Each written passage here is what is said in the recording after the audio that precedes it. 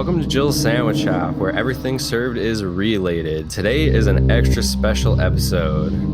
That's right. Today we'll be talking about some of the new Resident Evil 8 rumors and leaks, and today's stream is also featuring our fellow streamer Alex from AGameForYourThoughts. How are you doing today, Alex?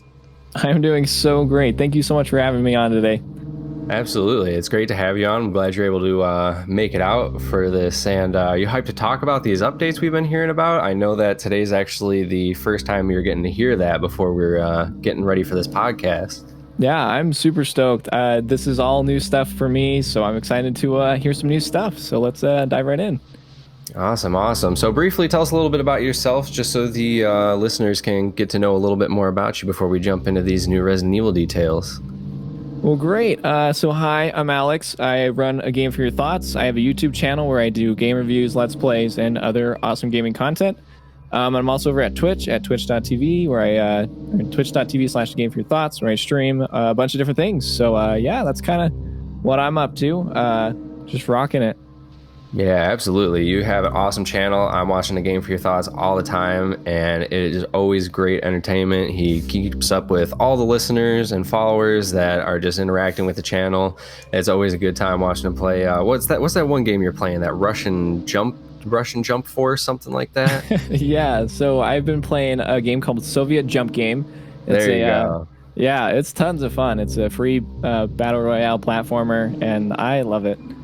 Yeah, it's been a blast to watch you play. Just hearing you talk about it, it's an epic one for sure. So definitely go over to his channel and check that out for a lot of great entertainment. And with all that said, let's go ahead and jump into these new releases and leaks. I'm just so excited and nervous about some of the stuff I've been hearing. By the way, we got a lot of this information from a post from Jesse at Jesse Does Horror as the Twitter link, and this is from Biohazard Declassified.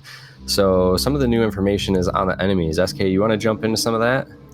Yes, so we got some juicy new information about the enemies. And they're apparently going to have very pale, almost rotten skin. And they also have tattoos on their foreheads and hands, which is really interesting.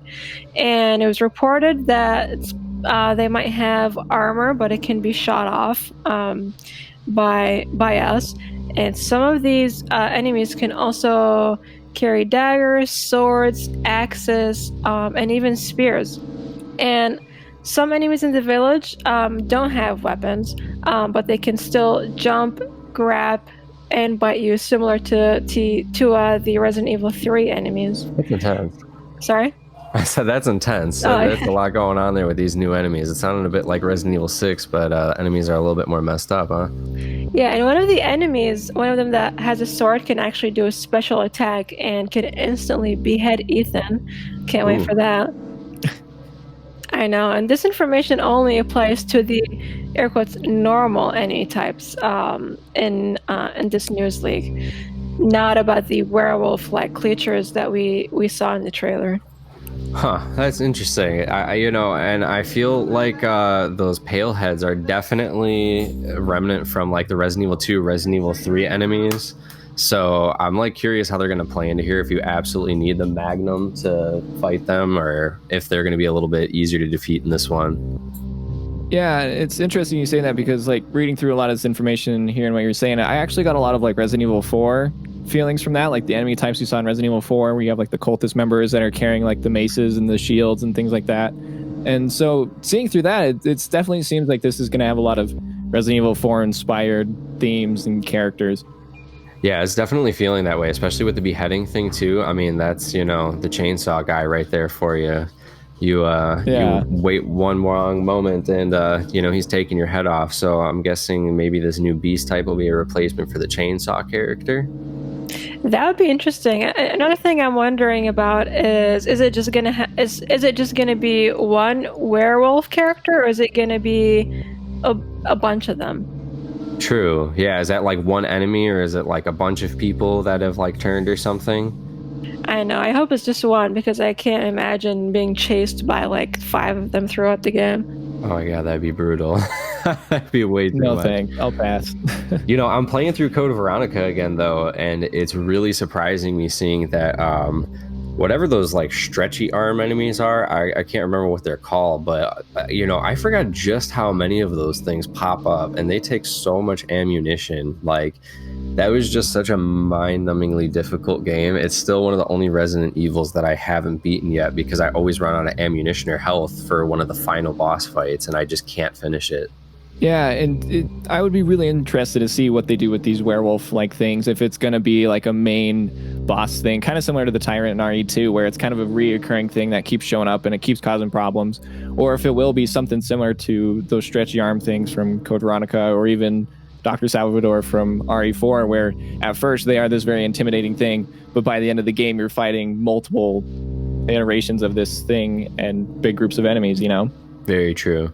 Yeah, definitely. And even with the news about the Resident Evil 4 remake that we have been hearing as of lately, they were talking about how there's going to be a potential story expansion. We're not exactly sure, but what I'm hoping for is we get more of Dr. Salvador, and we know who he actually is, where he came from, how he turned out to be the crazy Ganado with a potato sack on his head, and what's going on with the like the female equivalents of the Chainsaw Sisters. I don't know if they had a specific name, but it wasn't just him.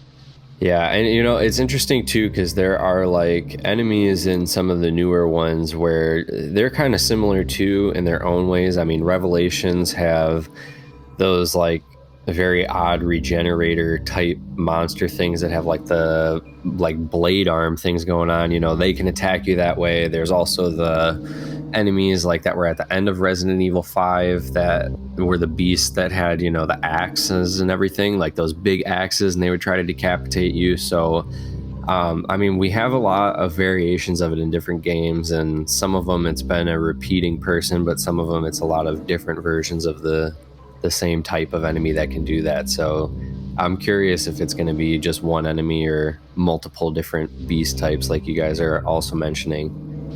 Yeah, that Revelations enemy, the regenerator look-alike enemy that you were talking about. I remember when the game first came out, a lot of people were complaining about that creature because it looked almost too similar to the regenerators. For me, it almost looked like a Silent Hill enemy, more so than a Resident Evil enemy. So that was my big drawback on it. Yeah, and I'd be interested too to see some newer enemy types as well, and see if they do more like weird virus mutation things. I mean, similar to like regenerators, Iron Maidens, and hunters, things like that. See if they do more like virus kind of based stuff. I mean, we don't really know how much of a virus is going to play into this, but I like seeing like those mutated like Resident Evil creatures. So I'm interested to see if these werewolf things are something like that, or if we get some new enemy types that are similar in idea like that. So I'm just really excited to see what new stuff we get. So next up, we actually have the playtest segment environment. So it seems more like Ethan was in the village itself leading up to the castle, or whereas the information takes place directly within, meaning that we thought that Ethan was being brought there, but it's seeming that he actually was already there from the start of the story. He's somewhere within the location. And it's quoted that most rooms were bright, but a few bedrooms were dark. The segment was somewhere within the castle on a higher level, and you needed to find a key to open a big door downstairs. So I'm curious what that means, and like why he's already there and what he has to do with that, why he's stuck there. Like, are they under watch, or since we know that he has Mia with him? I'm curious. What are you guys thinking? Yeah, for me, I think, I mean, if Mia and Ethan are trying to hide their child, it makes sense for them to be in this cut-off part of Europe, this weird village with weird practices going there.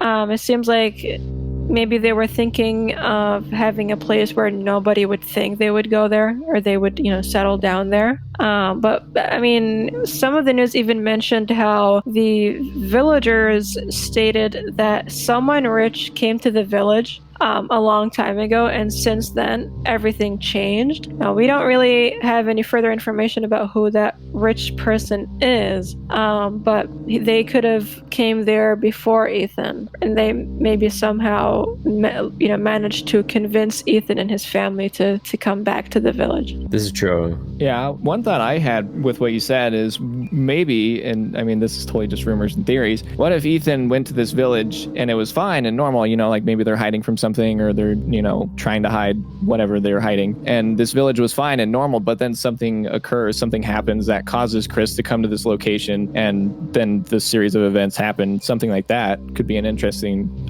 take on this village and why Ethan's there, and kind of set up the story, Yeah, definitely. And honestly, I feel like the rich person would have to be Mr. Shades. If it's Daniel, like we might be guessing still, or I mean, do we have any more information on who Mr. Shades is?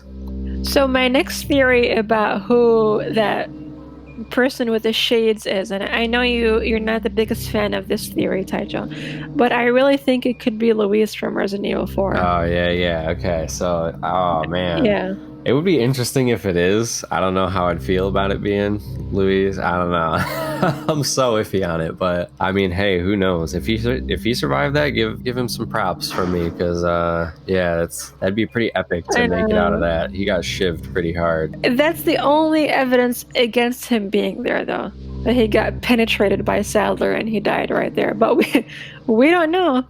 I mean, anything is possible. Yeah, I mean, it's Resident Evil. Think there's similarities with the way they look, and it's I think the village is in Romania, isn't it?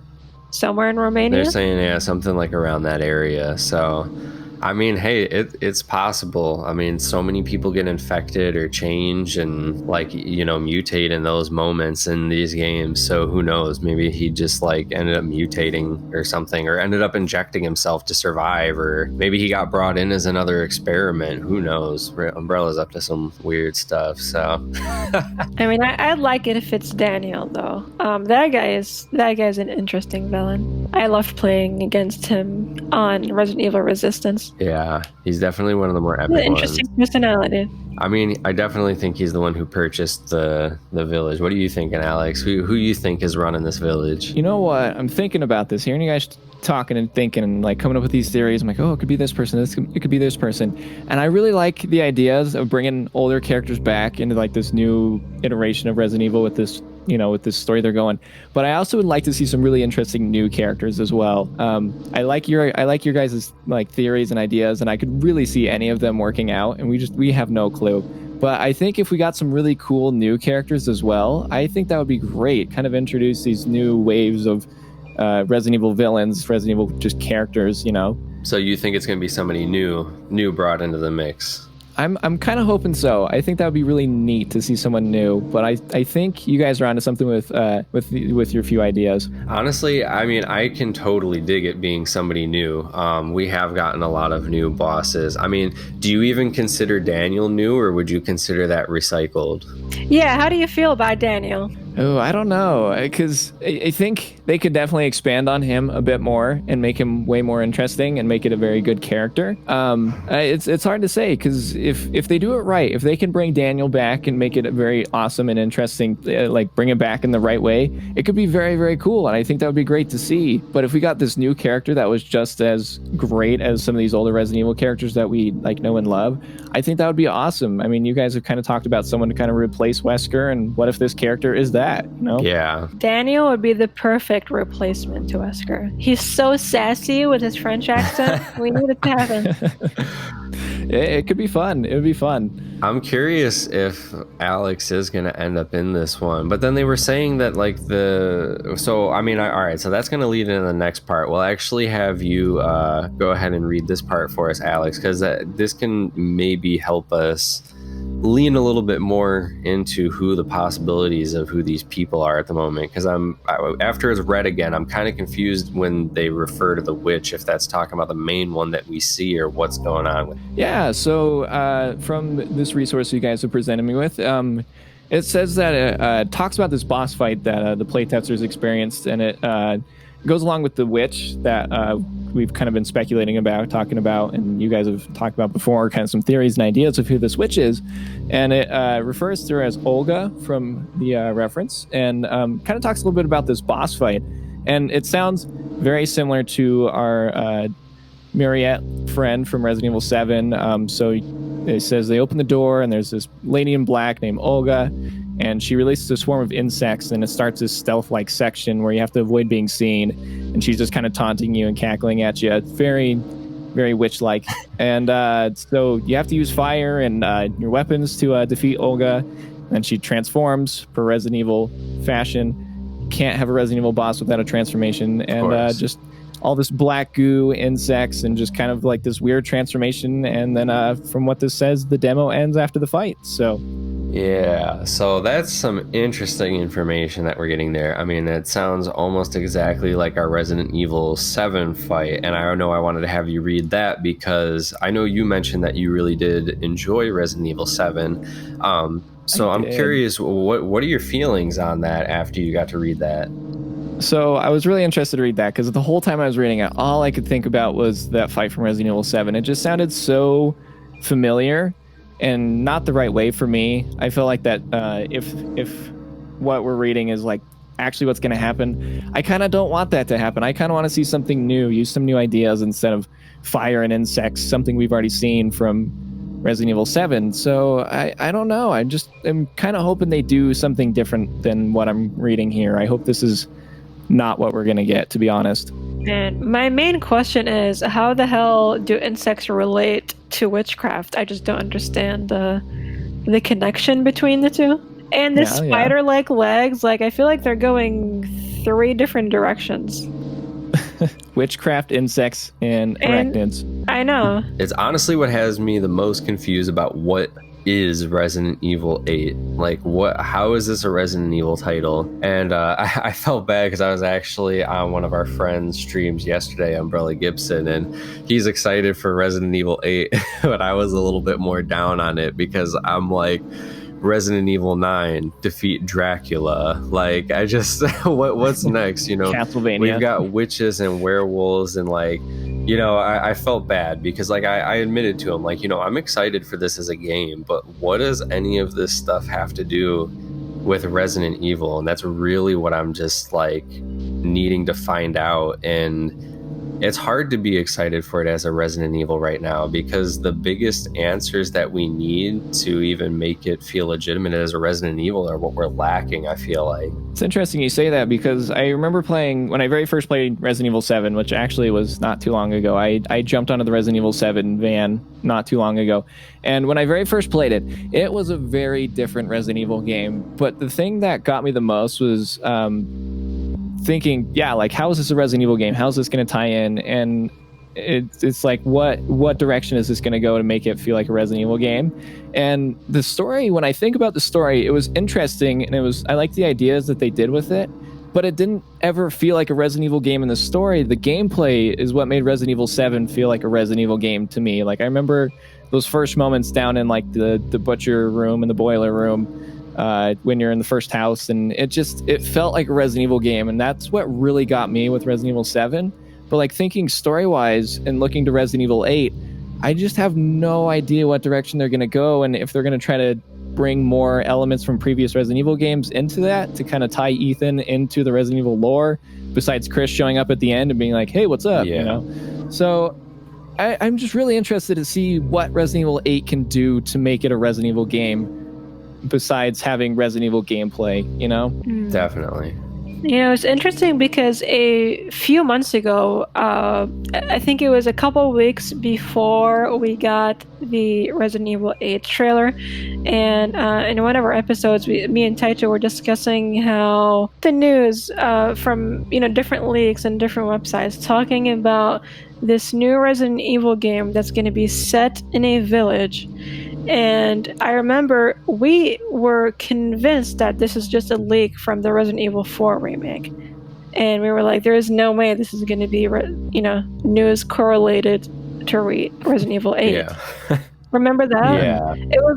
It was legitimately 1 week before we got the trailer. Yeah, because I think that we talked about that in episode 1, because I mean, so much of what we were hearing just sounded like Resident Evil 3.5. And actually, something exciting about that, I was watching Umbrella Gibson's stream, I believe it was, and one of his friends sent me a link for a PC download for a remade 3.5. So once my PC comes in, I'll be streaming that, which I'm super excited to do. But yeah, like the information sounded a lot like what is 3.5. So I don't know. I mean, it's still being showed as Resident Evil 8, but I feel like it would just not be. Like, I feel like it's 4.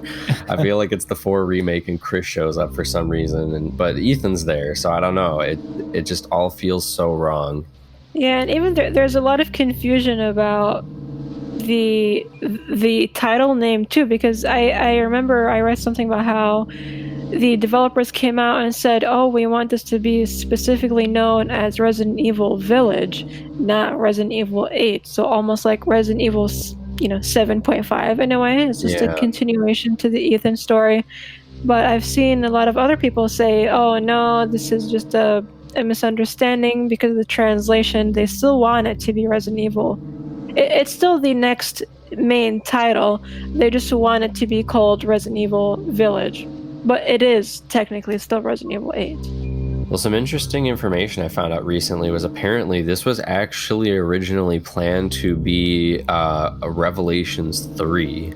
I was reading about that this week. So if this is supposed to be a continuation off of the Revelations, it would make sense why it's just seeming so wildly off the charts. Because like I haven't gotten to play through Revelations 1 yet, but I have a bit of like an understanding of what happens in it, and I've played 2, and that was when they really broke away with like wildly different enemies and different storyline and different gameplay types. So with that said, like I'm curious how they moved this away from it having that Revelations feel to be more of a successor to Resident Evil 7. Yeah, and I actually never even played Resident Evil Revelations. I've always wanted to because it looks so interesting. So yeah, from what I've seen, it'll be interesting to see if they kind of, like you were saying, kind of tag along with that, or if they kind of make a good mix of the two, whether it has elements from the original or like from the main series, but also has some elements that kind of branch out a bit from Revelations. So yeah, it's going to be very, very interesting. I'm very excited to see what they do.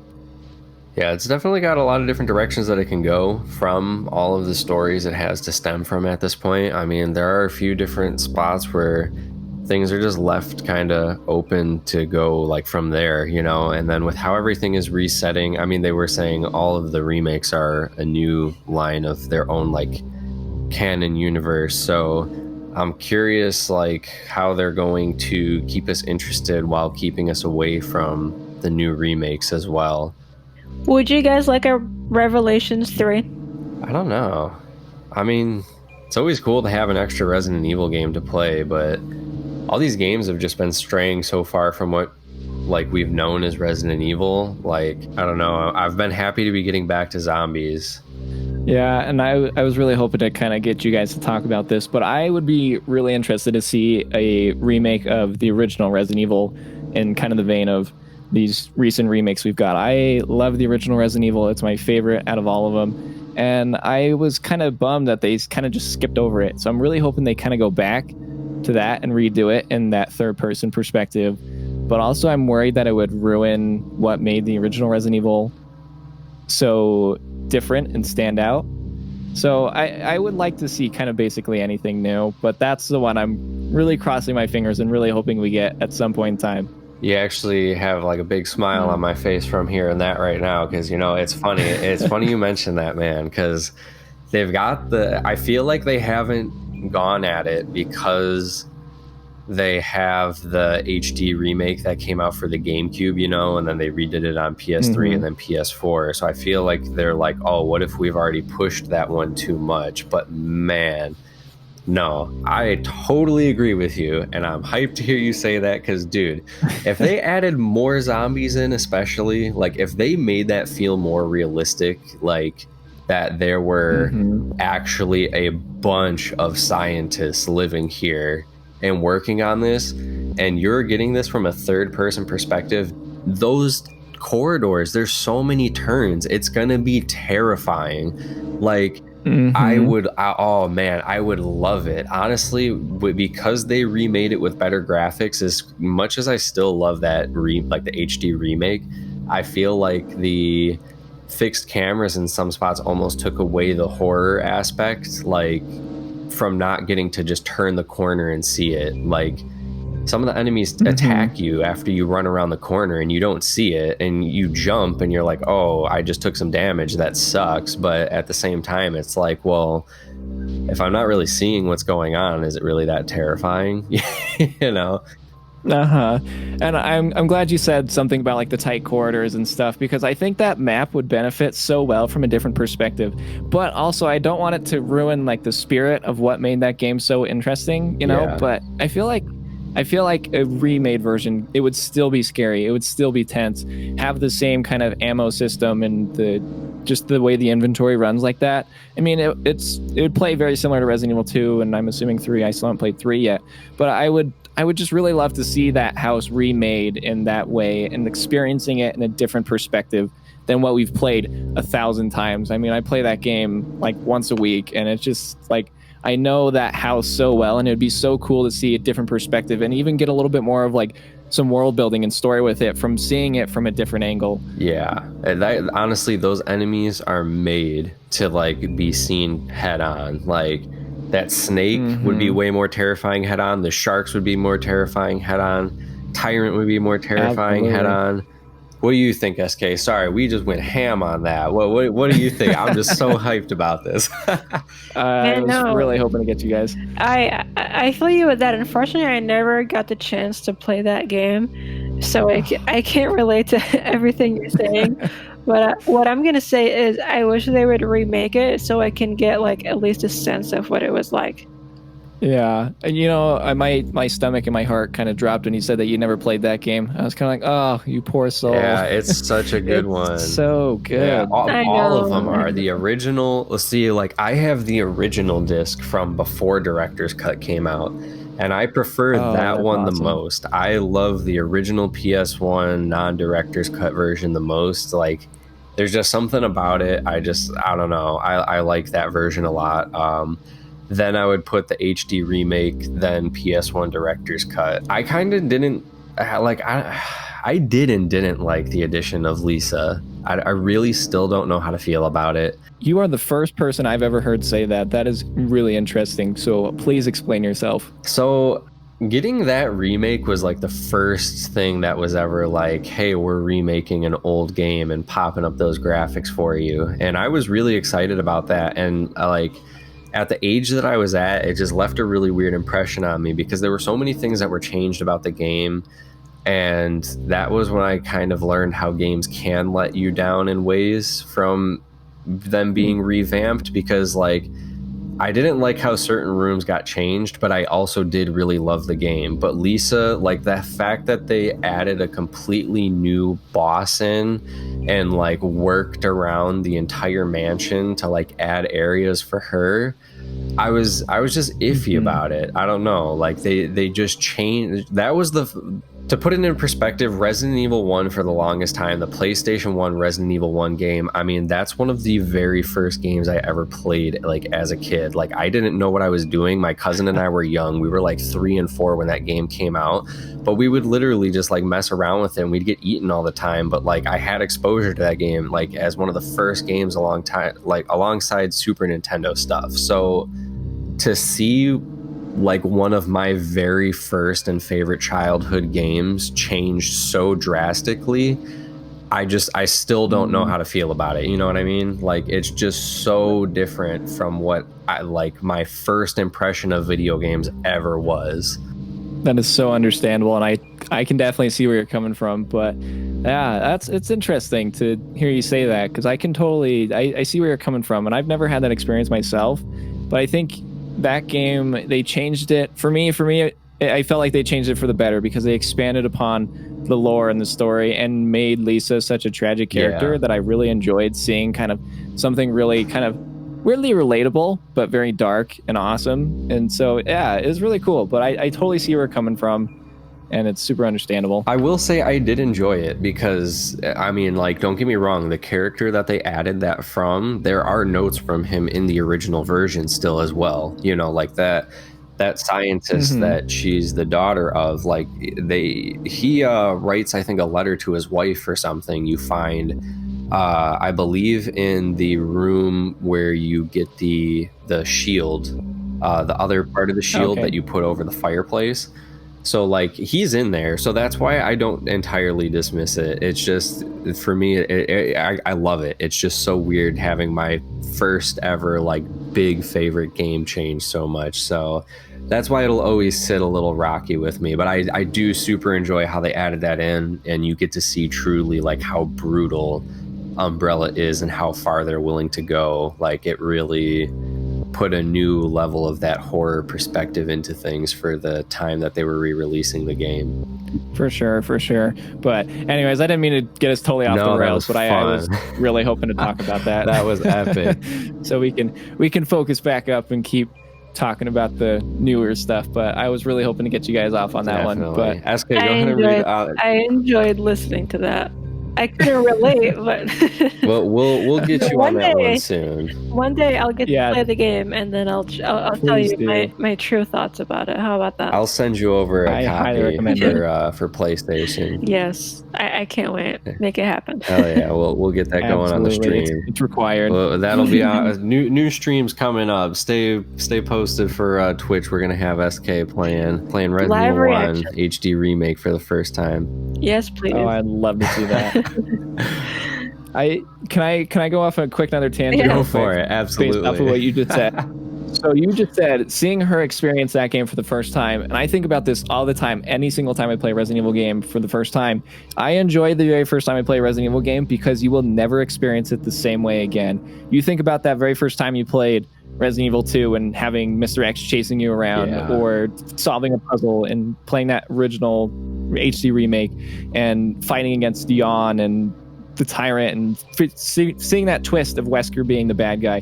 You never get that experience ever again. Never again. And so I love seeing people experience Resident Evil for the first time, just because that's the only time you get to see that ever again. Is that first experience is the best moment of playing those games, because now I play Resident Evil 1 HD Remaster and I know that thing front to back. Like, nothing surprises me anymore just because I've played it so many times. But I remember thinking back to those first times, coming around a corner and seeing a zombie and just losing my mind because I was like, oh crap, another zombie. But now I know that zombie's there and it's not as scary and it's not as exciting for me anymore. And so, it always makes me excited to play a new Resident Evil game like Resident Evil 8, because I don't know what to expect. I don't know how that first experience is going to be, and it makes me so excited any single time we get a new Resident Evil game. Oh yeah, man, dude, I wish we were doing this through like video, man, because I'm hearing you talk about this stuff. I just got like a huge smile on my face listening to all these RE1 moments, man. Like, literally, me too. That zombie turning around, like when he that's like one of the first horror things I ever experienced in my life. Like, that is like the first scary image I ever processed, like, as a child, is just that deep, just viola playing that heavy note, and you just see that zombie just crunching down and just slowly turns around. I don't care how bad those graphics were. That is the scariest thing you'll ever see ever for video games. Like, as a child, oh my god, so iconic. And they redid that part so well. Like, I give them props. Like, that was such a good one in the HD remake. I love it. We could totally go into this forever, but like, I love how, I completely agree, the way they redid that and just improved upon it and just made it so much more terrifying. It's just like watching Kenneth like kind of like shiver and shake as he's getting eaten alive. It's so terrifying. It's so bad, but it's so good. So brutal. It just sets the stage for such an amazing game. Honestly, even some of the newer ones just haven't matched that. Like, there was something about the graphics that they did in those HD remakes, man. Like, they actually tied in like real video overlay. And I feel like that's one thing that lacks some of the like immersion, even on these new high quality, like, you know, graphic games. It's just, I don't know, man. Like, they use real imagery in some of that other stuff, or even if it wasn't, they did a way better job of making it look real than they do now, for sure. Because, like, man, that mansion I totally is agree. just terrifying. Mm-hmm. Absolutely. And SK is over there just like, oh, yeah. Like, Yeah. what I'm gonna add to that is I agree with you. The first time that you play a game is a special one, and even now when I'm playing, especially like single player games where it's just a single player experience, and then there is no like multiplayer afterwards. There is nothing you can do with friends or anything like that. I dread finishing those games so much, and that's why, for example, The Last of Us 2, I bought that game like the day it was released, and I still haven't finished it, just because Oh, man. I'm just dreading finishing it because I know it's gonna suck afterwards, and replaying it is not gonna be the same feeling. Mm-hmm. I had that with the Evil Within 2. I don't know if you guys ever played that one. Yeah. It's fantastic. I did not want to finish the Evil Within 2 just because it was such an amazing experience that first time. And I honestly haven't played it since because I want to forget what it was like to play it that first time so I can play it again and have that same feeling of not wanting to finish it. Just because I loved the story, I loved the characters and the gameplay and the world. And it just got me so well that it just like, I did not want to finish that one. So I'm really glad you said that. Yeah, it's hard. Honestly, I felt like that with some of the newer Resident Evil games, like even, I don't know, especially with how quick like these new ones finished up. Like I felt like the games just weren't that long. So I was a little disappointed, like when I came up to the end of Resident Evil 3, like already and stuff. Like there just was not enough time for that. So I'm really hoping, like, here's where we can jump back into it. I'm hoping Resident Evil 8 is going to be a lot longer of a game. Like I hope that there is a lot more playtime. Resident Evil 7 felt like it took a long time for me. Like I know people can speed run that one too, but Resident Evil 7 like still takes me a damn good amount of time. So I don't know. Yeah. I definitely hope Resident Evil 8 isn't about speed running. I hope that there's a lot more length to the game and you can actually just like feel like you have time to enjoy the game. Like back in Resident Evil 4 especially, that one took some time. So I remember people complaining about how short the Resident Evil 3 remake was, especially when it's compared to the Resident Evil 2 remake. And I saw a lot of people online when they would discuss about, hey, which one was the better remake? A lot of people would say 2 just because 3 was so short compared to it. Definitely, way too short of a game. That's another game that I bought and I haven't finished it yet just because I'm dreading finishing it. Yeah, I still have not played Resident Evil 3 because I think I kind of have that of like it's too short, and I loved the original Resident Evil 3. It was so great, so terrifying. And from what I've heard from Resident Evil 3 Remake, just like the cut sections with like the clock tower and boss fights and the missing dialogue choices, or like the choices where you can pick different things and it affects how certain situations play out, how that's all missing from the remake. And it really bummed me out, and I just could not justify spending that much on that game for how much content was missing. I just didn't feel like I could justify that. And that was a bummer for me because I really want to play it because I loved the third one. But I feel like they justify it through including Resistance packaged in with it. But I feel like I don't know. It's fair, but not fair. They give you 2 quote unquote full games for the price of quote unquote 1. But I mean, you have to be dedicated to Resistance to an extent to like actually make it even worth playing. So like honestly, I feel like more of paying for Resident Evil 3 was, are you willing to pay for Resistance and like play into it more so than are you wanting to play Resident Evil 3? Like I wanted to play Resident Evil 3 more than Resistance, and I did not get what I wanted out of 3. So yeah, definitely not justifiable. Man, I feel you on that because I was when I learned that the Resident Evil 3 remake was going to have an online portion, I was so excited to try Resistance out. But when I finally got my hands on it and I tried it, it was very disappointing. it was not what I thought it was going to be. And even to this day, sometimes I, turn it on and play it. It's so clunky, it's so glitchy, everyone's lagging. Yeah. And the matchmaking is horrendous. It's absolutely horrendous. I get matched with like these masterminds who are like 100 levels above me, and I understand that I don't play the game consistently enough, and that's why I'm like such a low level. But the mode itself is so dead that the servers just don't match you up with people your level. Well, that's what I mean, like, even with that part of having to have just a certain amount of like dedication to it, or like willingness to devote time to it. Because I mean, I was killing it in the beginning as a mastermind, and then like I took maybe like a 2-week break because of all the COVID stuff happening, and like I just had a lot of other stuff I had to focus on, and I came back and like I'm playing on my highest level characters, and just everybody that's a survivor is just like 50 levels ahead of me already, and I'm like, this game just came out, I don't know how I'm supposed to keep up with this. Like, all of their specials would outdo mine, and it's just like, man, this is just some serious grind here. And the one reason I would say I'm disappointed, like, I feel like the game would be perfect how it is, except for one thing. I think that they need to stop having, like, so you can customize where the pieces are at, but I feel like you need full like control of where it drops, not just locked locations, because whether or not a mastermind places it in one position or not, if you play the game enough, all the spots to go to either way. So then it's literally just a battle of each other's skills, not can you find the stuff in time. And that's where it makes fighting veterans a little pointless. So did you get a chance to play Resistance, Alex? You know what? When I first heard about it, I was like, oh, the idea is kind of cool, but it never interested me at all. And I think that's also why I can't justify myself buying Resident Evil 3. I mean, like you guys were saying, if you get both those games, you got to be willing to pay for both. And I just never had any interest in Resistance. It just never caught my attention. I've never been much of an online gamer.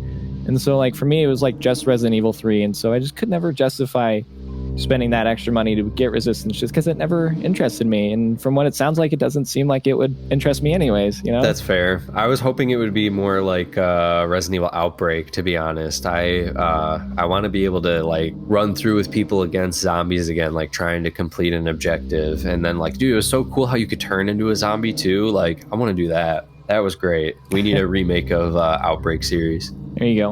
And that's a good idea right there. Yeah, and even in the Resident Evil 6 mode, what was it, Agent Hunt or something like that? For which one? Resident Evil 6.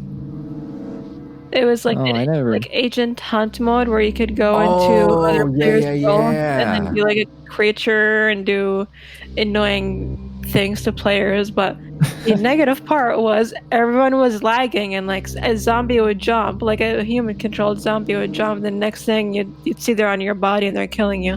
See, it was funny because people would always try and jump into my games, but I would mess them up. And I didn't mind it because you like got something extra for it. I can't remember what it was. It like boosted like your XP or your coins or you were getting or something like that. So I didn't mind it too much, but then there were eventually when I was like trying to just like chill and play, I turned it off because on professional mode it was not fun. And they had something similar in Doom Eternal where you could like have people jump in and play as the demons, and it sounds like such a cool idea, but I lost interest in the game before they put that in. And if you could execute something like that in a video game very properly, it's a great idea. I mean, from what you guys were saying with Resident Evil 6, I actually never played Resident Evil 6. Oh. And from what you're saying with that kind of stuff, if that idea would have worked, it would have been really, really cool if it wasn't so laggy and things like that. And it's like, we live in this day and age where we're having a podcast from almost opposite sides of the country, and you can't even get a video game to play correctly online, So if those games would work properly and have really awesome ideas, I would be more interested in doing things like that. But just like they never work, and the ideas are cool, it just never executes as well as they think or would want it to. I'm definitely curious as to the future of how Resident Evil will go, especially with seeing like the feedback for Resistance, because like one of the big things that we have in the notes later for this as well is that, like I was saying, they tried this, or they tested this only on the PlayStation 4 Pro so far, but they said that they're keeping it exclusive to 5 because they want to have like the game be seamless loading and all that. So if the system itself is going to be able to handle more, to process things faster, I'm hoping that the internet will keep up with it, and that like we'll see a lot more seamless interaction between like multiplayer content like this, and that it won't be as laggy. They just need better servers. I mean, I want more co-op content, honestly. How do you guys feel about that? Invest in better servers.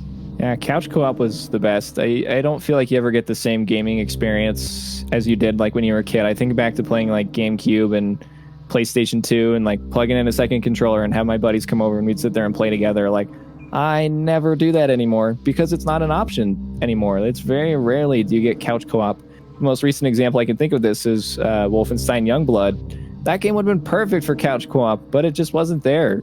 And it was kind of a bummer because it was like that would have been a really prime opportunity to capitalize on couch co-op and kind of hopefully push it back in with a more mainstream game such as that. I mean, you get small indie games that'll do that, but like not a whole lot of mainstream games include couch co-op anymore. Yeah. And I think it's something that needs to come back. Oh, definitely. I miss it too much. Multiplayer co-op is way too inconsistent and unreliable, honestly. Yeah, it was something that just was such a very awesome system that worked really well. And like when you had those really awesome games that used the couch co-op to its advantage, I don't know if you guys ever played Army of Two. Oh yeah, just dropping all these crazy games out there. Like Army of Two was great, like having to work with your partner, and like it just was such a cool dynamic, and you just don't get that anymore, and it's a bummer. I definitely think games could benefit from if they use couch co-op to their advantage, similar to Army of Two. Yeah, it would be great. We'd get some really awesome games, and Resident Evil could even do something very cool with that as well. With all the information we got from polls, we got some like really interesting information that I want to try to have another podcast about, and maybe that's another one we can have you hop on when we do that, is actually talking about the future of what people are looking for in Resident Evil and our thoughts on that. So I think that'd be really cool to talk about, actually, and have a pretty cool segment about what we want to see and how we want it to develop and what might be in store on PS5. Totally. I mean, I'd love to come back whenever you guys want me to come back. Yeah, for sure. We're happy that you were able to make it here today to film this episode with us, Alex. So up next, moving on to the weapons leak, the playtest featured 3 weapons. The first one is a handgun, probably similar to the one shown in the developer preview that we got about a month ago. And the second one is a shotgun, possibly obtained from the old man in the trailer. And the third one is an unbreakable knife, just the classic Resident Evil weapon. Which is a lot more convenient than how the newer ones did it, so that's cool. Definitely. And it also appears the player can obtain temporary melee weapons like an axe that can be broken off with a few hits or, something like that. Okay, that's interesting. So it's kind of like a combination of remake of the original HD and then how the new ones are, because the new ones you can get actually you got to unlock that. So I'm curious if that's like a bonus weapon you'll have to unlock, like in 2. Didn't you have to do a certain thing to unlock the infinite knife? I think it was get all the bobbleheads. Something like that. But yeah, I think it would be awesome to have an unbreakable weapon. I really like that in like the RE1 remake, where you could have that knife always just in case you run out of ammo, or just if it's a more convenient situation, or if you wanted to do a solid knife run too, then that's also an option. Yeah, that'll be interesting if that'll be possible in there. I've never been able to complete a knife-only run. I highly doubt I'd be able to do it on this game, so that's for more of the dedicated people than myself, but it would be a cool factor to see nonetheless. I always love hearing about the knife-only runs. Yeah, that'd be cool to see those make a return, but I also like the idea of having a little bit more tougher weapons like an axe or something that will do a little bit more damage, but also is only limited in how many times you can use it. I think that's a great idea. Yeah, that's kind of like reminiscent of Remake 2 and HD. You had those defense items, so I'm curious if it would be like that. Yeah, I honestly hope that the ammo is going to be more limited since we're gonna have, you know, an unbreakable knife and some melee weapons too. Yeah, we'll see. I'm sure they're going to make this one a lot more difficult. I mean, even 7 was pretty tight on the ammunition. So they said they're trying to make it pretty similar to how 7 was, with it being a successor. So I think we can definitely see a reduction in ammo with an increase in difficulty. Actually, there's something about that at the end we'll get to. So we won't spoil that too much now. We'll actually go ahead and move on to the inventory, Alex, if you want to go to that, and we'll talk about those weapon specialties later. Yeah, totally. So according to the source, it appears that the inventory will be very similar to Resident Evil 4, but also have the UI design from Resident Evil 7, so kind of like a good solid mix. But it will have the action pause when you go into the inventory, similar to the RE2 and 3 remakes, how it stops the action, lets you work through your inventory. It said during testing there was also some currency, or there wasn't currency added, and the enemies didn't drop items, so you could find vases or crates or other breakable objects to obtain ammo and other objects around the world. Interesting. That's like a lot. I feel like that's a lot from Resident Evil 4 to an extent, to where you could break stuff and find things, but it'll be interesting to not have enemies dropping things. I feel like that adds a little bit more realism to it, which I can definitely dig. That's cool. That's super cool. Definitely going to add some challenge too. That's actually a challenge I forgot about that can tie into the part we're going to read about later and we were just talking about. So, that's interesting. I wonder how often you're going to find these crates and vases around. Yeah, I'd like to see a lot of like inventory management similar to Resident Evil 4. I thought that was great in RE4 to have to really manage your inventory, move things around, combine items to save space. I mean, we've always kind of seen things like that, but I really liked how they did in Resident Evil 4, and I think that'd be great to see something similar, or the same idea just used in a more modern setting. For me, it feels really weird to not have enemies drop items. I guess I'm just too used to it. Like, oh my gosh, pick that. I remember when I was playing, back when I would play Resident Evil 6 Mercenaries, yeah, I would have like all the ammo I needed, all the whatever the currency was to buy like dog tags and true. I don't know what they were called, but like I'd keep picking every single thing, even though I had like already like, I don't know, like 100 shotgun cells. Yeah, Just the satisfaction that came with picking up an item. Yeah, I mean, I guess some of the newer ones haven't had that as much, but I know in the direction they were going with the older ones, that was huge, was picking up items off the enemies that you had taken down, and that's kind of how you balanced out fighting enemies while staying stocked up. But yeah, I mean, the newer ones haven't had so much of that. I guess I could see that still playing in, and I do think it's interesting that you can pause as well, like full-on pause. You're not in the game, so that's convenient for sure, being able to have like that moment to get everything together. I don't know how I feel about it. It's cool to have the live menus, so it's more realistic, but at the same time, I don't know, that was so difficult in 6, so I think I'll appreciate it for this game, being able to actually pause it. Yeah, and I think in 6 too, a lot of it was all online. You were always playing with someone. True. So it's much harder to formulate the game in a way where you pause and it pauses for the other person. Yeah, is that was definitely difficult playing online, was keeping things like lined up in that aspect, making sure the other person's ready, people leaving on you in the game, just randomly ending. Oh man, that was such a frustration. I usually ended up playing solo most of the time because people were so unreliable. Yeah, and it's interesting because you look back at Resident Evil 7, and at first it was really stressful for me to not have the game pause, because I was so used to the RE2 remake or Resident Evil 1, where it stops the action. You can go and like really methodically go through your inventory, combine items, make sure you have everything you need.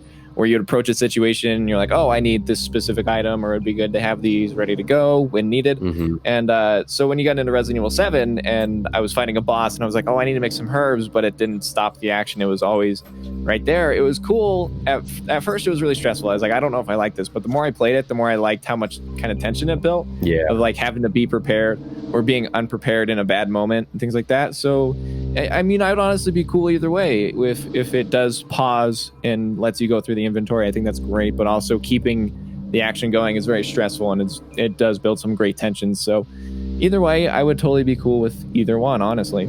I'm curious if you'll still be able to block like in 7, because I feel like that was a huge improvement with adding, having a live menu, was the fact that you could block. And I completely forgot about that when I just tried to run through Resident Evil 7 again recently. And it was just such a helpful feature, especially when you're low on ammunition. If you just need that moment to be able to like break around difficult enemies just for, a short period of time passing through there to recover. Or even, if you're trying to get something together in your menu, but you didn't have enough time, you can back out and block. That was super helpful. So, I mean, I guess it's not going to matter much in this one if you can pause it. But I guess I'm still just curious if the blocking was in there, because that kind of saved it with Resident Evil 7. But I don't know if that's maybe what made them pull away from it at the same time. Yeah, I definitely think it was cool to kind of have some defensive tactic of some sort, similar to, I mean, I haven't played Resident Evil 3 Remake, but the dodge mechanic. Something just to kind of have a defensive thing if you just need to clear some space, get some room to breathe. So it would be really cool to see the block or some defensive move similar to that to help clear some space in this. I think that'd be great, and it was really useful in 7. I completely agree with you. Definitely. All right, well, let's move on to the next topic. We've got the mysterious old woman, which I am actually very excited to talk about after I read what the leaks are on what she's supposedly doing. So I know I had mentioned in the Resident Evil 8 trailer review that I was interested about that. So now we're getting a little more info, and apparently the old woman in robes can be seen around the map, and she apparently is a merchant-like character. So hopefully going to be kind of like the merchant in Resident Evil 4. At least for me, I'm excited for that. I know some people aren't, and we're probably about to hear about that, but I'm pretty hyped. I'm excited to see a merchant type character again, and especially if she's all witchy, just hee, what would you like to buy, little kitty? It's gonna be funny. Having a little evil witch going on. I mean, I'm not hyped about witches in Resident Evil, but I don't know. It's a cool little situation. So apparently she has many goods to sell and rumors to share. So kind of like an informant, almost like if you're playing MMO RPG, you got the people you can buy some information off of. So that's really cool sounding, and I'm very curious as to how that's going to play into it. And buying information, like what you can get, I don't know. I just think it's super cool. I'm curious how they're going to twist this like the RE4 merchant, and what she'll have different to offer, and if that'll play into the Resident Evil 4 remake, and we're getting a test of what they might do in the future. So I'm hyped. What are you guys thinking? Well, for me, I think they're just doing my boy, the merchant, wrong, and I'm very sad. Not only did they abruptly end his story because we don't actually know what happened to him at the end of RE4, they're adding a cheap replica to Resident Evil 7 for Ethan to play around with. Just imagine that. I don't know. I'm hyped about it. I think it's going to be cool to have another merchant again. Some like shady individual that's like still fighting for the greater good and hooking you up, I don't know. She seems very eerie. I like it. How you feeling about it, Alex? I like the idea. If they use it really well, I mean, it worked so well in Resident Evil 4. I loved the merchant character. He was so, like you said, very mysterious, and I'd love to know more about him. But I also liked the mystery. So yeah, if this mysterious old woman, it acts very similar to the merchant, I think it'd be cool to see what her role is. If she could be more of like an armory kind of guy, like the merchant, where you get new guns, upgrade your weapons, pick up more ammo. Or is it going to be more of like an information thing where you can pick up like maps or locations as hidden items, or you pay a little bit more and she can tell you about a secret area where you can get like a upgraded weapon, something like that. I think could be really, really interesting, and I'm just excited to see what they do with that. Yeah, even with the information part, it doesn't seem too far off, because, some of those things, well, not actually some, but like almost all of the things that you just mentioned, except for the secret areas of the map, I mean, that's not anything that was super unfamiliar to the Resident Evil 4 merchant. You were able to buy the maps for the areas, and then the information for the medallions and everything, So I guess it wouldn't be too far off, other than if it's like the secret areas like you mentioned. So I'm curious if that'll play into it, and like if there will be like secret areas you can find out through information, or even like say how to defeat bosses. That would be awesome. Like, like if it's like MMO RPG style, like, oh, you got a boss raid coming up, here's some secret information on its weak point or something, you know what I mean? I feel like that'd be pretty cool. I feel like they're making her more of like a smart NPC in a way. Like, you just go to this merchant like witch, and she's there and she's just gonna give you whatever information you need, or maybe she gives you like hints to where to go or what to pick up, or like, you know, who's that person, or, you know, something like that. Yeah. But if you're asking me, would I rather pick up items, guns, you know, treasures, whatever, from crates, boxes, and random areas, or would I rather a merchant-like character sell them to me? I'd take the merchant any day. My only issue is it just feels like a cheap replica of what the merchant was, and they're just trying to do it again because they know it was so successful and so iconic in Reform. It really doesn't help with our argument that we were saying it feels like they're literally just duplicating, you know, Resident Evil 4. Like it's a literal duplicate number jump on it. So many things lining up, like the village and how some of the characters are, and just the format and style. I don't know. I am disappointed about that, but I can't help but still be excited about some factors. Like I said, I've already kind of just written it off as a Resident Evil game, you know, because it's kind of weird the direction it's going. I'll have to fully decide once I play it, but just as a game itself, I'm excited, and just to have that character, it's just one of those things I'm picking as a win for some reason. I guess I'm not too disappointed. What if here's a fun idea, kind of going off what SK said. So if they had kind of a combination of picking up items from the merchant and also getting things along the way, similar to previous Resident Evil games where you're going along and find a shotgun hiding in some closet and you have to solve some puzzle to get it or something like that. And you can do things like that. And then you can also go to the merchant and buy upgrades for that weapon, or buy different weapons that aren't available out in the world. Something like that I think could be very interesting to kind of keep similar ideas from previous games, but also use this merchant too, and just kind of find a cool equilibrium between the two. Didn't they mention how there's not going to be a form of currency in the game? Yeah. So in the leaks? Yes, they did. So how is that going to work? Yeah, how are you going to approach the Switch and buy things off of her, or, you know, exchange? Like, maybe you're going to exchange goods instead, like tasks or something. You know, collect something these like items that for me instead of buying them with currency, because if the enemies are not dropping anything. Interesting. Yeah, that is a very interesting thought that we didn't think about. But yeah, I like the idea of doing like tasks or looking for like a specific item that's like, she's like, oh, I need a medallion with the crow on it, and so you got to go find a crow medallion, and then she's like, oh, cool, thanks for the medallion, here's a sniper rifle, something like that.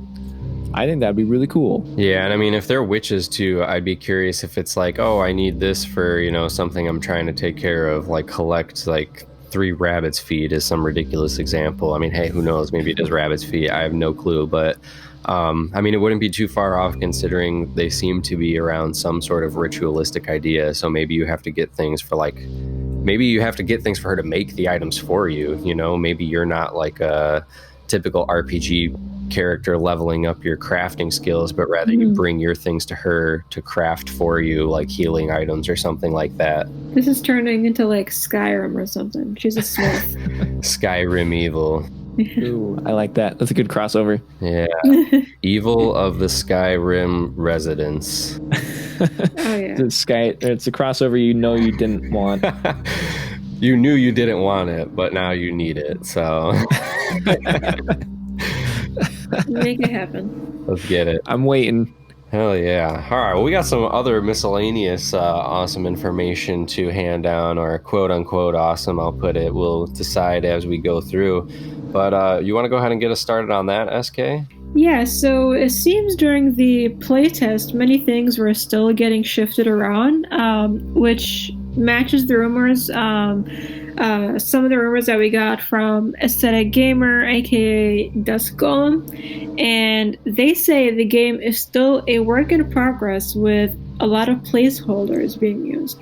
For example, the enemies had their dialogues added while Olga didn't have her audio added during the boss fight, except for the usual, screaming and laughing during that test. But players were told that those weren't her actual voice actor lines, and they were just placeholders. Yeah, that's pretty interesting. So they're not even getting full insight as to what's going on. So it sounds like they're trying to keep actual storyline on lockdown. So I feel like I can, believe a lot of what they're seeing in these leaks, unless a lot of stuff is purposely misguided. But I mean, even just to hold back on the audio lines, that seems huge for, keeping things secret to even just the most minimal points of the story. So I find that interesting how much they have it on lockdown, and also pretty cool. So how are you feeling about that, Alex? What do you think about that? I think that's a great idea. I think trying to keep us in the dark as much as possible is awesome. I love seeing things like this because it's like kind of like what we were doing, just chatting about like, oh, how could they go about this or about that. So I like how they, from what we're seeing here, is they have things that are not the final product, so we don't necessarily know what to expect in certain aspects, and it kind of keeps like a cool mystery and kind of keeps me excited to want to play instead of rating these leaks or these beta tests and just being like, oh, cool, now I know everything, and the game just doesn't seem as mysterious anymore. So I do like how that there's not actual voice line, that there's placeholders and misdirection going on. I think that's great. I think that's a fantastic idea, and I hope to see more of that, to be honest. Yeah, for sure. I hope they keep it that way for a bit. It's always cool to get that bit of information, but I don't know. I like the suspense around it and not knowing. I feel like there's so many games that give away like almost the entire story just in the trailers alone. So this has definitely been a really interesting approach towards this game, and I've been digging it. Kind of how they did with Resident Evil 7, where they had that teaser, but literally nothing from that teaser pretty much was in the actual game. Except for that short bit with like the video. So I'm curious how much might be misguided and what's accurate. And it's cool because one of the other bits of info, they said that they got to do at least 2 runs, and it was about 30 minutes that they got to test. And this was also just on the PlayStation 4 Pro.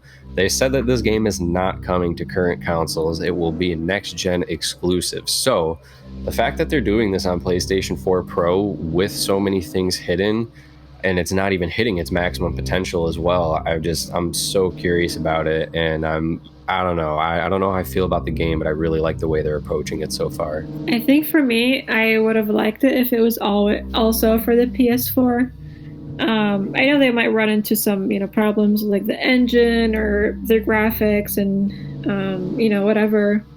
whatever they need to make a next gen game. But I don't know. I think it would sell more copies because, not everyone's going to get a PS5 the first year. People are going to wait, a few months. Yeah, I'm interested to see, because we don't have a for sure release date, right? All we know is 2021, correct? Yeah. For Resident Evil 8, yeah. Mm-hmm. It's like the beginning of They were talking about maybe April. Oh, April? I thought they said something about January.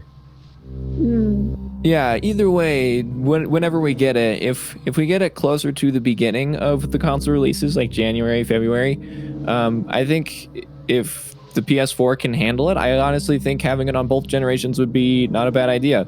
Because like you were saying, not a lot of people are going to buy the consoles right off the bat.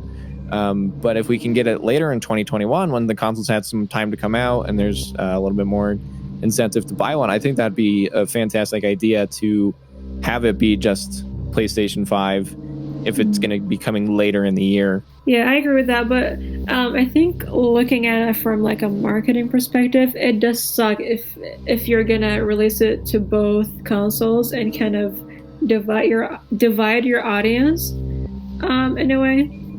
And maybe they don't really want to do that. I know they said they wanted to avoid the load times, so I mean, like, I get that and I can respect that, but one way I feel like maybe they could even be fun about it to still allow people stuck on PlayStation 4 for a while to still experience it is like, honestly, bring back the freaking loading doors. I want the loading doors. I miss those. I'm playing Code Veronica right now, and I'm like loving the doors again. I'm loving the footsteps on the stairs. It's so creepy, and like I love it because with my work that I do, like so much of what I do sounds like the sounds in the games, and like I just always love that when I have those experiences in real life, and like I don't know, I just missed that with the games. It was so freaking iconic. Like, who did loading screens like that, So if anything, have the PlayStation 5 version and have like a throwback classic for PlayStation 4 where keep the loading times, but have the cool little loading features again. I miss that. It's interesting you say that because I think back to the loading screens and I'm like, oh gosh, that got so annoying. But then I hear you talk about it and how like stoked you are and like some of the things you said about it. I'm like, you know what? I agree with that. It totally makes sense, and it definitely was a good way to build tension on your first time through, because he didn't know what was through the next door. Yeah. And it was a genius way to kind of buff those loading times to kind of give you something to think about between. So yeah, I definitely think there was some good points there, but I think with these new console generations, people are just so set on not having loading times. Yeah. That I think for a bulk of people, it'd be almost annoying just because it's such a dated feature. But I totally agree with you on how like applicable to real life situations, having those doors and that moment to think about what's behind the next door, I think is so cool. So I like the idea of kind of a throwback retro door loading screen version. Right. I think, yeah, I feel like it would fit if they had to downgrade it that way. Like if they just needed more loading time, I would settle. Like, as I don't know if I can get PS5 right away. I hope I can. I got a PC on the way, so I might just do a PC. But I've played almost every single Resident Evil I've ever owned on PlayStation, so it'll almost feel immoral to myself to play it on something else. Yeah, it would just feel so wrong. I would kind of be a little disappointed. So, I don't know. Yeah, I mean, it's a tough spot. It kind of makes you feel cornered into upgrading. Yeah. Personally, I don't mind loading times too much. I don't think they were that bad on PS4 unless you're like playing, I don't know, something like Grand Theft Auto 5 where you're legitimately spending 60% of your time in a loading screen. But I mean, it's like smaller loading screens in between like cutscenes or in between like checkpoints or something like that. I don't think it's that big of a deal. If that's the only reason why they don't want it to be on the PS4 as well, I don't think. I mean, there might be another reason why they don't want to include it on both consoles. Yeah. Well, I mean, when you put it that way, I guess like it depends if it's going to be like open world or not, how linear the game is, I suppose. Because what I was going to say there was like with original PlayStation 4s, because I still have one of the quote-unquote original sets, you know, before the Pros came out. And I would say after the 4-year mark of the PlayStation, the games that started coming out, it's a lot more difficult on the original PlayStations. For example, like playing Wildlands, that absolutely takes forever for my console to load. Like anything that happens, I'm waiting about a minute or 2 minutes for it to load, and it's brutal. So I can get it that way, like if things are loading to that extent, but that would have to be a pretty big open world. I mean, Wildlands is like a 24 by 24 kilometer map or something like that. So I can't imagine Resident Evil 8 being like that. You know, that's interesting because I've never actually thought of why GTA took so long to load. I just assumed it was the game and the horrible, horrible servers. But now that you're talking about it, it is probably my PS4. Yeah. Because I also have, I bought one of the original, not the original ones, but I believe I bought it like a year or two after it was released, and I've had it for like the past, I don't know, like 6-7 years or so. Yeah, same. And I haven't upgraded to the Pro, so that could be why I always have an issue with load times. It's very similar as to why I feel like they might be avoiding, you know, having the cross-platform, because even in the same generation of consoles, you'll see that when they have the upgrade in the console, the games also follow. And it's kind of the same thing where you have the issues between consoles and PCs. Things that are made to run on PC run a lot better, but they have to make a downgraded version for the console. And consoles almost do that themselves within consoles, because it's like, okay, well, now we have Pro, or, you know, the upgraded Slim, or whatever you ended up getting depending on the generation. And the games are going to be geared more towards that, and things are going to be slightly less capable of running on the original, but still able to run it enough, and that's where you get those problems. So I guess I can see, you know, just trying to avoid the hassle, as long as the quality of the game is there. If they're like, this game has to be flawless if they're, you know, not allowing any of that extra work to be done. There better be like 10,000% work done on this game if, you know, they're going to be so specific and they're saying they're taking advantage of all the pros. So I don't know. It's all going to be a mystery, I guess, at this point. Yeah, it's interesting looking at, I mean, everything you guys just said, and like the loading times. Like you look at like Grand Theft Auto 5, and it's like it's such a huge game. There's so much to load, and so like I'm definitely I find myself to be a little bit more patient with load times, and so I'm interested to see what they do with these new consoles, if they really are going to have essentially no loading times like they're saying, and if it really will plan out as they're saying, and it's going to be interesting to see what we can do. And I'd love to see Resident Evil. I mean, like I said, I'd totally be cool either way. If we had some really awesome transitional loading screens that just really build some cool atmosphere and tension, or if we get like a cool open world that has no loading screen, I'd honestly be cool with either one. It's just going to be really interesting to see what we get when this next console generation comes in. That's for sure. That is definitely for sure. We actually have some new information even on new game modes, possibly, with one of the next spoilers, if you want to tell us about that one, Alex. I gotcha. So it says they have talked about adding a new difficulty with triple the number of enemies in some areas. As an example, calling it unfair mode. But it says that the source is not entirely 100%, but that certainly is a possibility. And so I'm interested to see if we get some really difficult modes. I've never been a very hardcore difficult mode gamer. I usually try to stick with the normal modes, but sometimes the hard mode can certainly get a really awesome challenge going, and some people can take advantage of that, or it can really completely change the experience. So hopefully this unfair mode or this triple number of enemies applies very well and becomes a very interesting game mode.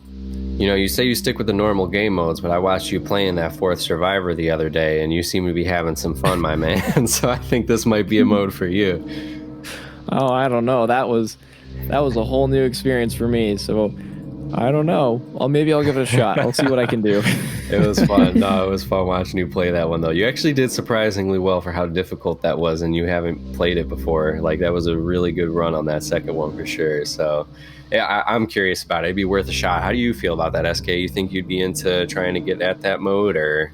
I mean, for me personally, my first run through of, any single player game, I always go like normal or easy, just to enjoy the experience. Fair. And then on my second run through, maybe I'll, increase the difficulty a little bit.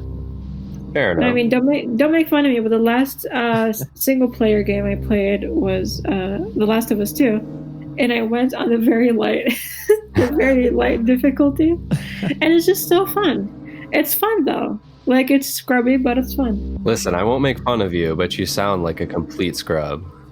Yeah. I am. I'll take that as a compliment. Fair enough. As long as it's all in good fun. It's a win. Absolutely. I still get my ass kicked, by the way.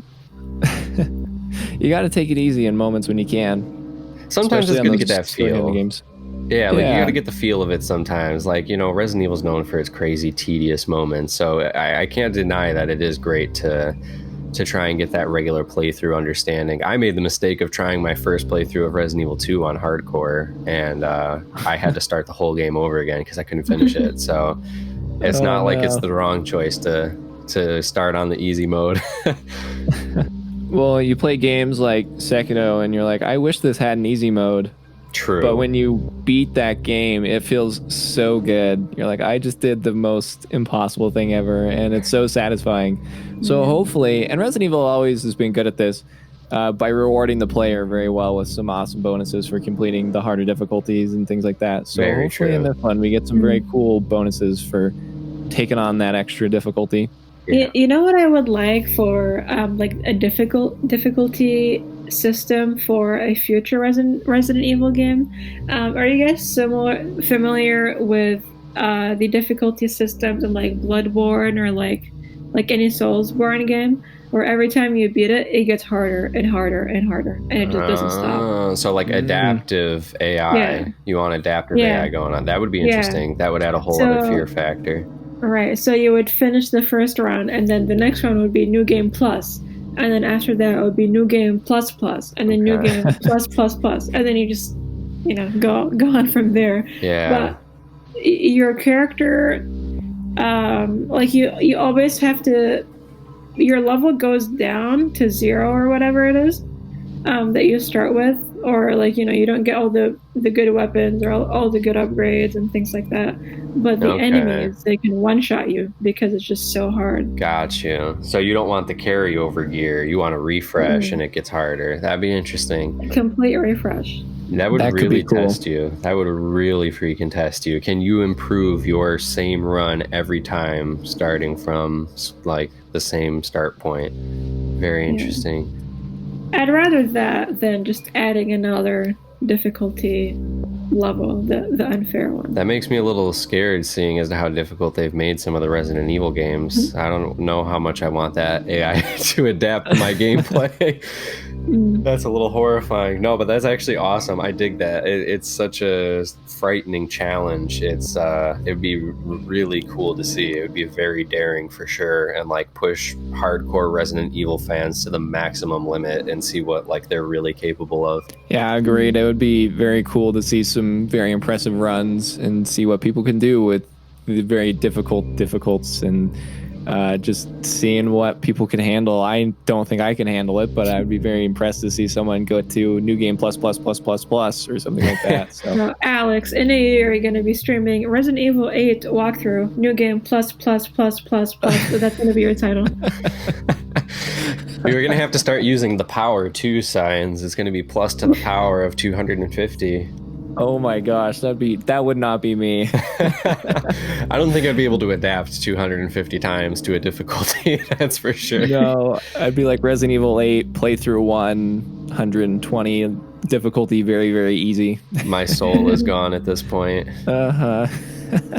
Well, I know we don't have too much time left here, so let's go ahead and hit our 2 last most exciting features that we have heard about here. So, like we've talked about many times, we have heard that there is a possible upcoming trailer in August that we should expect. And in this trailer, supposedly, things are going to become more clear because they are going to show the return of a character and another twist. Oh, return of another character. Man, I'm hyped. We have that little theory with the eyes about Leon. What are you guys thinking about that before we get into the second juicy fact that we got left? Oh, man. I mean, the Leon one is far-fetched a little bit because some people are saying how it's Steve, but that's even that's a way more crazier far-fetched. theory. That's a crazier theory than the Leon one. It just doesn't make like I'd like it to be Leon because the more Resident Evil characters, the merrier. But the story coming to an end, that scares me. Well, we already have confirmation that it's Ethan, though. Is it? Oh, did they confirm that? Ethan's story comes to an end? I'm pretty sure they confirmed it's Ethan's. Thank God. Because, sorry, Alex. I'm okay, I guess. It's fine. I'll get over it. I'll send you a subscriber. I'm sorry. Okay, I appreciate it. Oh. I don't know. Is it Leon? Is it Steve?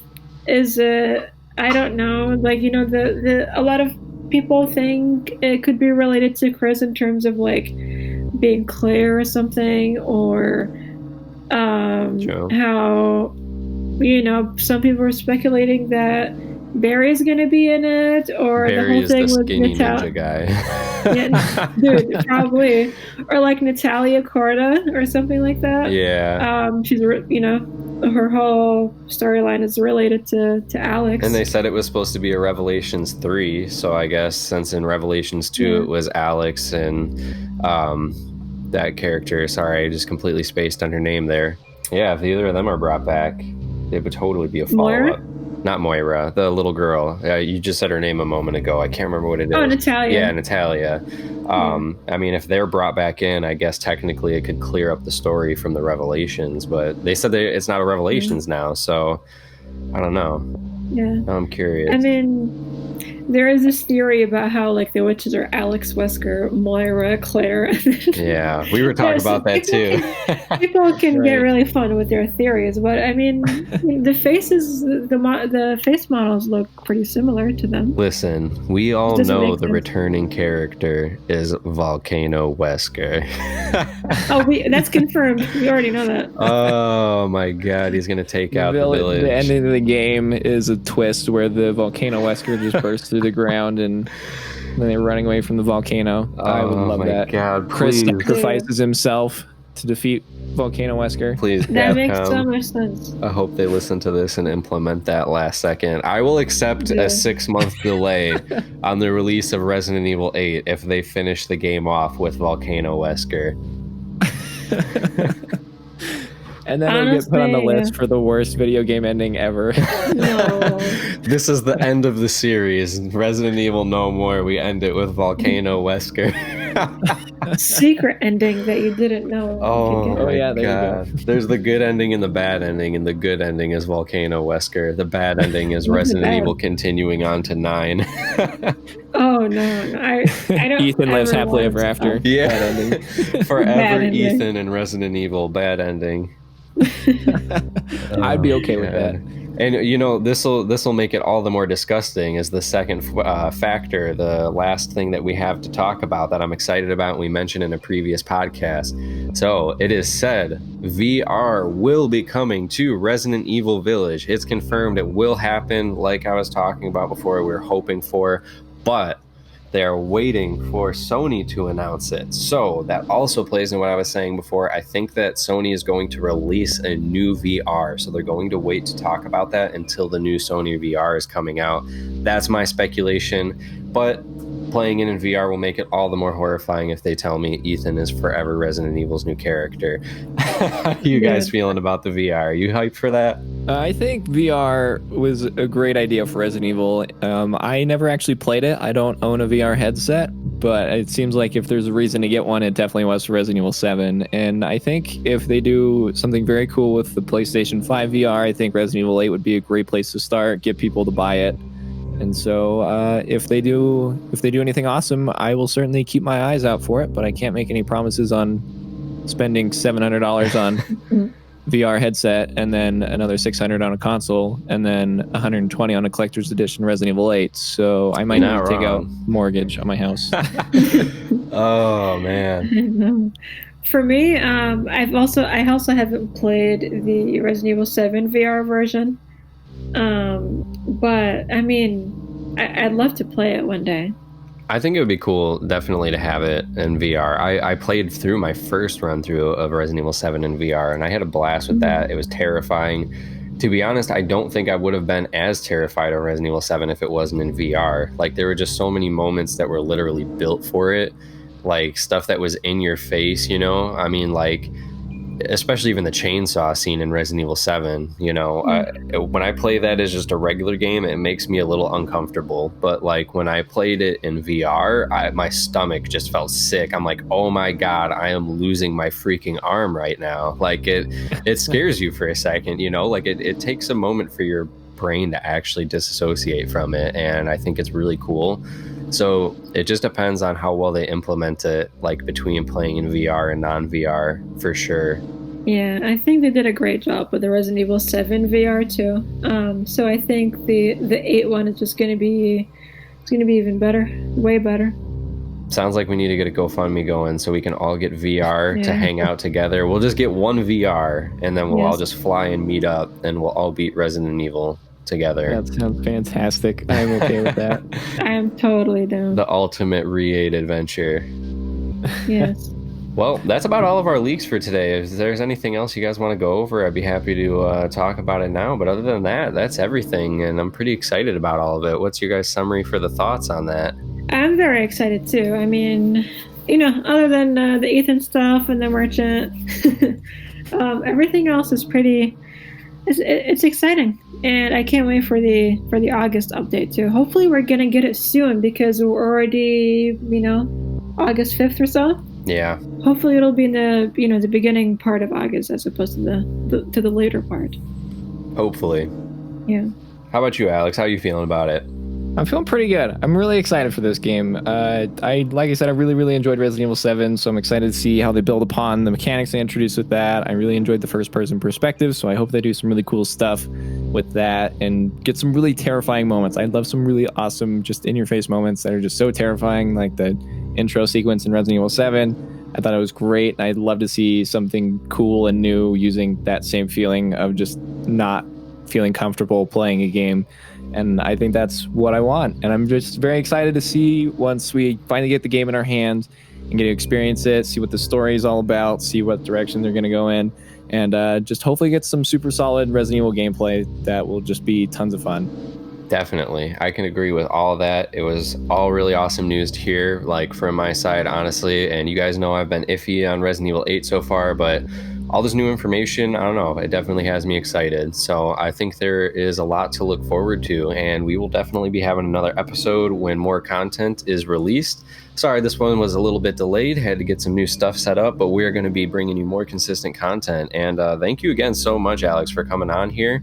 It was so much fun having you on here, and everything you said was just like great, with the Resident Evil talk with HD all the way down to the Resident Evil 7 relating to 4 and 8.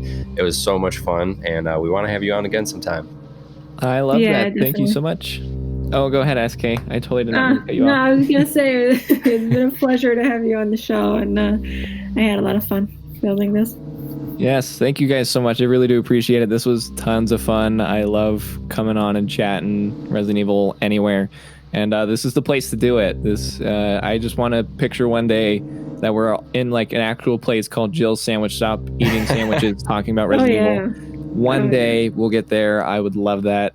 And this is the place to do it right now. And I really appreciate you guys having me on here. It was tons of fun. And I can't wait to talk more Resident Evil with you guys. Absolutely. Of course. We have so much in store for the future. And again, this is Alex from A Game for Your Thoughts. Check him out on Twitch and on Instagram. He's got a lot of great content. Awesome streams going on all the time. Very interactive with the viewers. It's always a blast watching his channel. So give that a listen, a watch, view, subscribe, everything. And yeah, we'll bring you some more content soon. Thanks everybody for listening. Thank you guys. Really appreciate it.